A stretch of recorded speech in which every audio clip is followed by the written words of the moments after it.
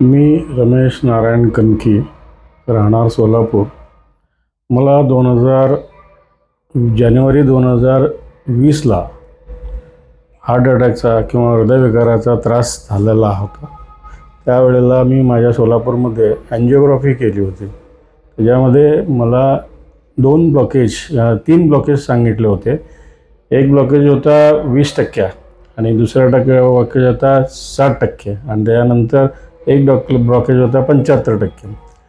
त्यावेळेला त्या सोलापुरातल्या डॉक्टरांनी मला असं सांगितलं होतं की तुम्हाला बायपासशिवाय पर्याय नाही आणि त्याशिवाय बायपास करून घेणं चाललं. आणि त्यासाठी मी इतर ऑपरेशनशिवाय किंवा ऑपरेशन बायपास न करता काही असं काय करता येईल का आपल्याला, ह्याचा मी शोध घेत होतो.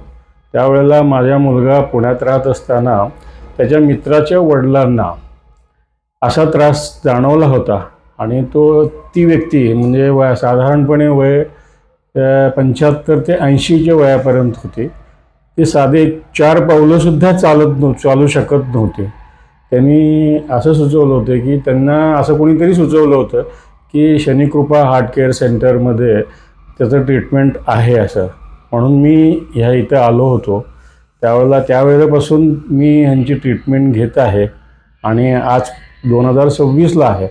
मी कुठल्याही स्थितीत कुठल्याही त्रासाशिवाय किंवा कुठलाही आजपर्यंत मला त्रास होत नाही आहे.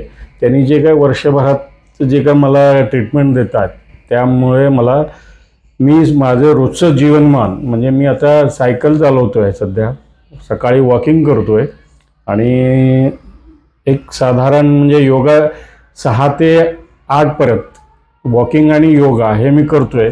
आणि भाजी आणायला मी जवळच्या माझ्या घरापासून जवळच्या ह्याच्यामध्ये मी सायकलीवर जातो आणि भाजी आणतो ॲक्च्युअली.